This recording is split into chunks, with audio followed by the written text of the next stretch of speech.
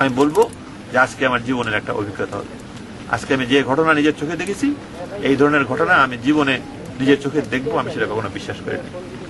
এখানে যে ছাত্ররা যেভাবে আমাদের শিক্ষকদের উপর হামলা করেছে, তারা যদি আমার ছাত্র হয়ে থাকে তাহলে আমার গলায় দড়ি দিয়ে মরা উচিত। তুমি এরকম একটা ছাত্র তৈরি করেছো, ঠিক আছে? তা আমি এখনো গলায় দড়ি দিয়ে মরছি না, কিন্তু আমি তীব্র একটা যন্ত্রণায় ভুগছি, যেটা কেমন করে সম্ভব আমার বিশ্ববিদ্যালয়ের ছাত্র আমার শিক্ষকদের সাথে এরকম ব্যবহার করতে পারে, এবং সেটা আমাকে এখানে বসে থেকে সেটা দেখতে হচ্ছে। এবং পুরো ব্যাপারটা ঘটেছে কি জন্য? কারণ ভাইস চ্যান্সেলর তাদেরকে লাগিয়ে দিয়েছেন এই শিক্ষকদেরকে এখান থেকে সরানোর জন্য। যদি মনে করেন যে এভাবেই একটা আন্দোলনকে থামানো সম্ভব, তাহলে তিনি খুব ভুল করছেন। সম্ভব না। কারণ এখানে যে শিক্ষকরা আন্দোলন করছেন, তারা কোনো পদের জন্য আন্দোলন করছেন না, তারা কোনো পজিশনের জন্য আন্দোলন করছেন না, তারা আন্দোলন করছেন এই বিশ্ববিদ্যালয়কে বাঁচানোর জন্য। কারণ এই বিশ্ববিদ্যালয় তারা তৈরি করেছেন, এই ভাইস চ্যান্সেলর তৈরি করেন নাই। ঠিক আছে?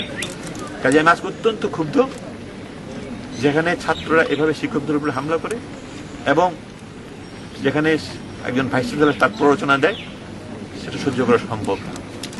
আমার কাছে খুব কষ্ট লেগেছে যখন আন্দোলনকারী ছেলেরা ওরা জয় বাংলা স্লোগান দিয়েছে, ছাত্রলীগের ছেলেরা। এই জয় বাংলা স্লোগান দিয়ে বাংলাদেশে মুক্তিযুদ্ধ হয়েছিল। এই স্লোগানের এত বড় অপমান আমি আমার জীবনে কখনো দেখি নাই।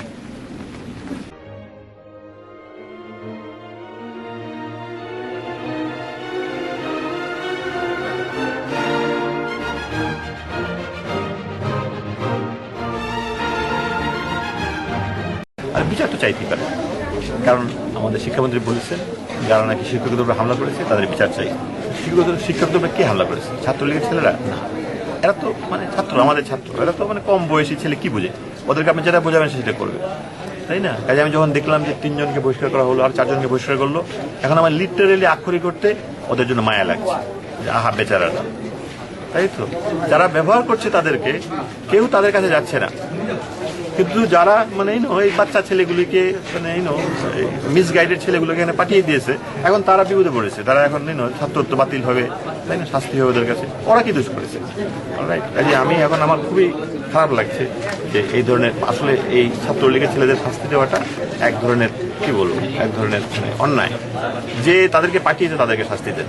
এরা আমাদের ছাত্র, আমাদের কাছে পাঠিয়ে দেন, আমরা ওদের মাথায় হাত বুলিয়ে ওদের সঙ্গে কথা বলে আমরা ওদেরকে ঠিক জায়গায় নিয়ে আসতে পারবো। প্রধানমন্ত্রী বলেছেন আগাছা দূর করে। আমি বলবো যে না, আগাছাকে আমরা ফুল গাছে তৈরি করে দেবো। বুঝেছেন? সম্ভব। আমাদের ছাত্র, আমাদের কাছে পাঠিয়ে দেন, আমরা ওদেরকে ঠিক করে দেবো।